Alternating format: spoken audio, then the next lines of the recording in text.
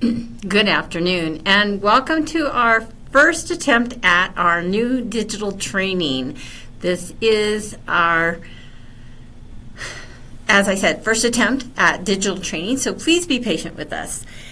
Today we're going to be talking about classroom management tips for proximity control. Hopefully giving you some tools in your toolbox for helping engage clients while you are teaching lessons in-house. Today we'll be talking about what is proximity control, how does proximity control work as classroom management, what are the benefits of proximity control, and how to use proximity control effectively. First, I'd like to show you a short video of a teacher using proximity control in the classroom. Now, understand that she is using proximity control in a classroom of children. You will be using proximity control with our clients, but the techniques are similar and should be used in the same way. And I really do like some of the things that she says, and we'll talk about that at the end.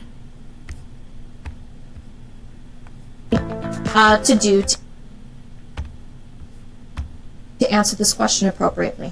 Okay?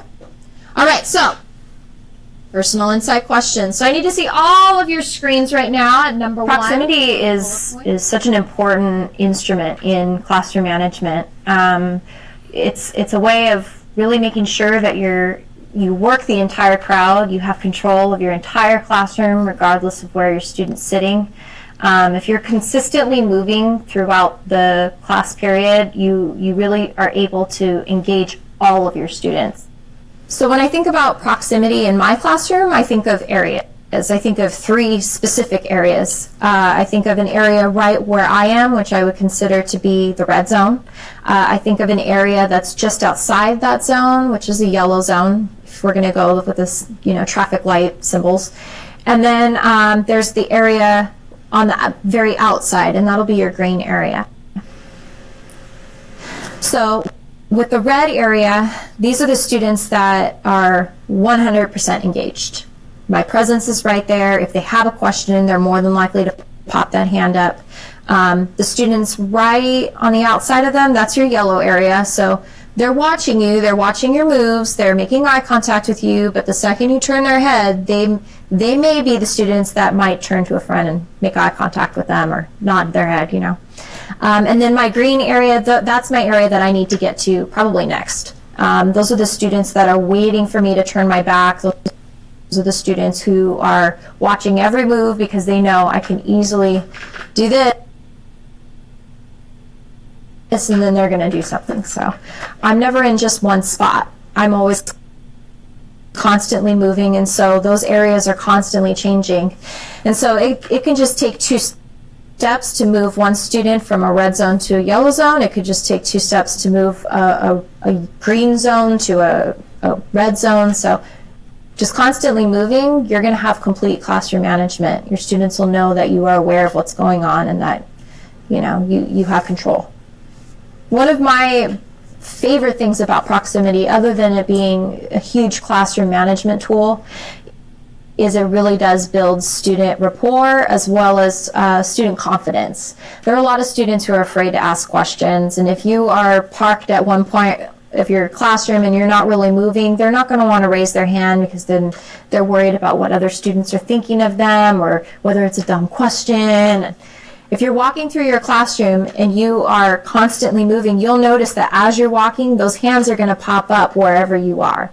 And so you're building that confidence by immediately giving them the feedback they want. You're looking at their work to make sure that they're accessing the standard or skill.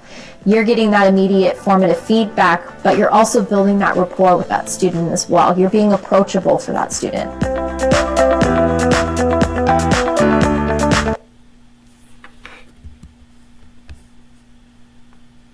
A couple of things that she says in this video that I really like and want to emphasize. One is that idea of the red, green, yellow zones, and thinking of it like a traffic light, right? Red light, those students are really close to you. They are engaged. They're that 3 to 5 feet circle right around you. They're going to be pretty much 100% engaged because you're right there with them. Those students in that yellow zone, more like a 5, 6 to 8 foot zone. They're going to be watching you. They're going to probably be pretty engaged, but they're still going to be kind of on the edge of your periphery. So they might be slyly trying to get away with stuff. They might be sliding their phones out, checking text messages, things like that. Those clients might be a little more chatty.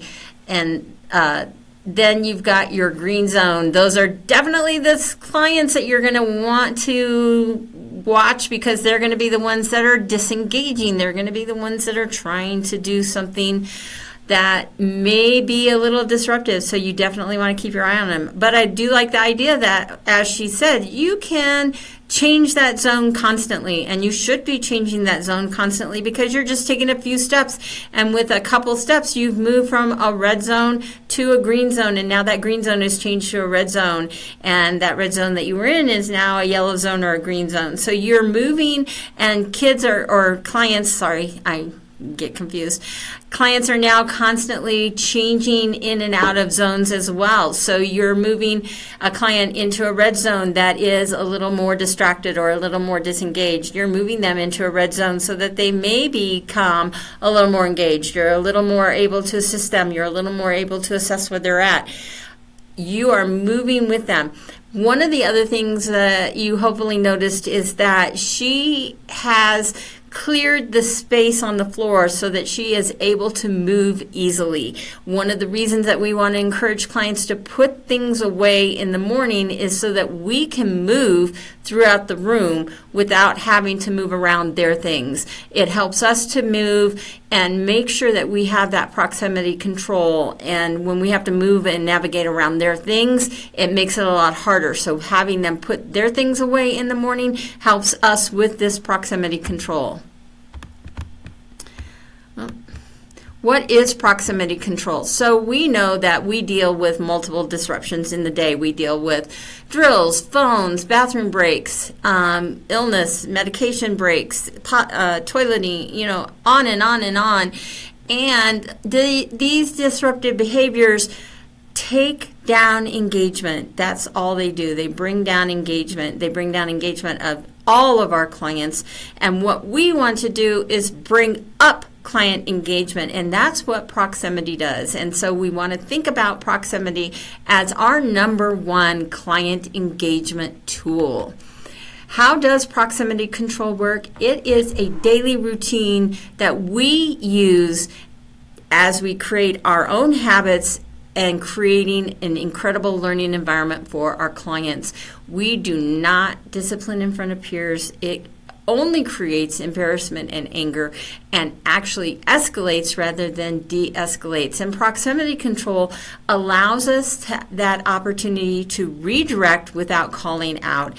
It allows our clients to receive extra attention, which is a lot of times what they're asking for, without us being deliberate in giving them a limelight. When they're misbehaving, and sometimes we are giving them a limelight and giving them that extra attention and unintentionally reinforcing that negative behavior. By proximity, we're giving them that extra attention without providing that limelight. We preserve student confidence by redirecting in respectful ways when we're using proximity, because we're just seeing really quickly what they need before they're acting out and telling us with indirect other negative messages what they need.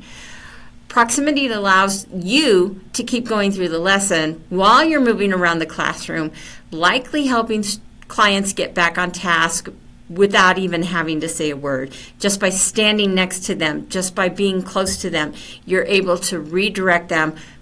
You're able to assist them by a point, by a hand-over-hand gesture, just by a simple presence that says, you're here, I'm here, we're all focused on the same thing.